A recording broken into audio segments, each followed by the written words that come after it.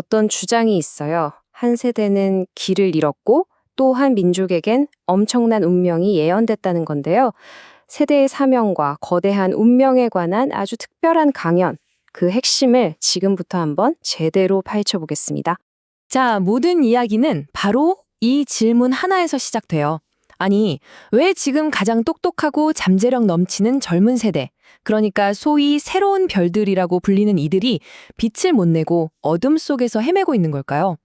이 질문의 답을 지금부터 같이 한번 찾아가 보시죠.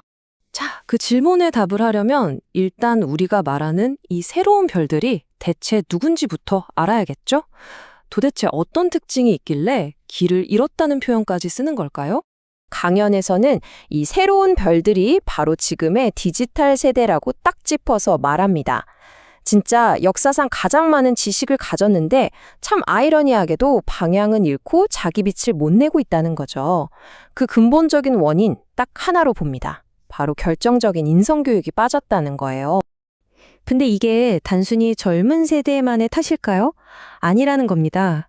강연자는 오히려 그 부모 세대, 그러니까 베이비붐 세대랑 X세대의 리더십 실패가 모든 문제의 시작이었다고 아주 날카롭게 지적해요. 한마디로 길을 제대로 알려주지 못했다는 거죠.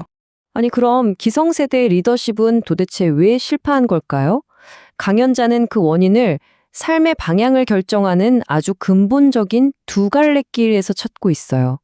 그러니까 어떤 길을 선택했느냐가 지금의 이 어둠을 만들었다는 겁니다. 자, 이 강연의 가장 핵심적인 개념이 바로 여기 나옵니다. 사도령과 정도령, 이 두 가지 유형의 리더예요. 왼쪽에 보이는 사도령, 이건 오직 자기 자신만을 위해서 사는 아주 이기적인 길, 다시 말해서 어둠으로 가는 길을 뜻하고요. 반면에 오른쪽에 있는 정도령은 사회와 모두를 위해 사는 공적인 길, 그러니까 빛으로 나아가는 길을 의미하는 거죠. 강연자는 이렇게 말합니다. 사적으로 살면 지혜가 안 나오고 공적으로 살면 지혜가 나온다. 정말 이 한 문장이 모든 걸 말해주지 않나요? 나만을 위한 삶은 내 시야를 어둡게 만들지만 더 큰 뜻을 위해 살 때 비로소 세상을 밝히는 지혜, 바로 그 빛이 생긴다는 뜻이에요.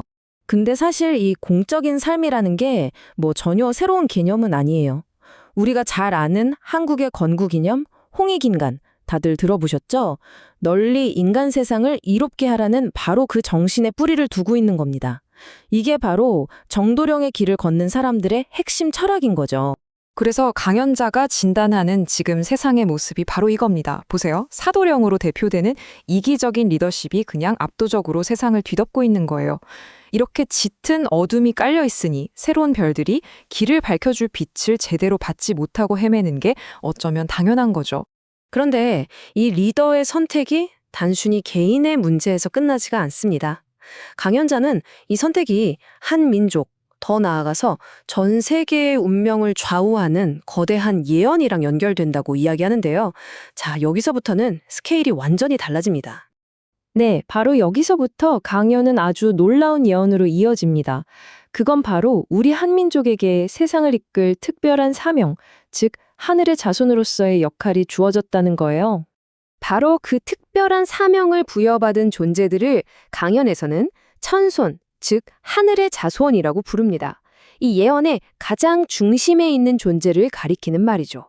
그리고 강연은 가장 대담한 주장을 펼칩니다. 다가올 새 시대의 영적인 그리고 지리적인 중심지, 그 에덴 동산이 바로 여기, 한반도라는 겁니다. 자, 이 예언은 총 3단계로 이루어져 있어요. 첫 번째, 천손 민족이 먼저 공적인 길을 선택해서 스스로 빛을 냅니다. 그럼 두 번째, 그 빛에 이끌려서 전 세계의 기술, 금융, 지도자들이 에덴 동산, 그러니까 한반도로 모여들게 되고요. 그리고 마지막으로 그렇게 모인 지혜를 합쳐서 인류 평화의 새로운 시대를 연다.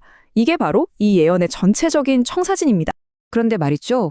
이 예언에는 굉장히 시급한 뭔가가 담겨 있어요. 강연자에 따르면 이 위대한 변화가 사실은 2013년에 이미 시작됐어야 한다는 겁니다.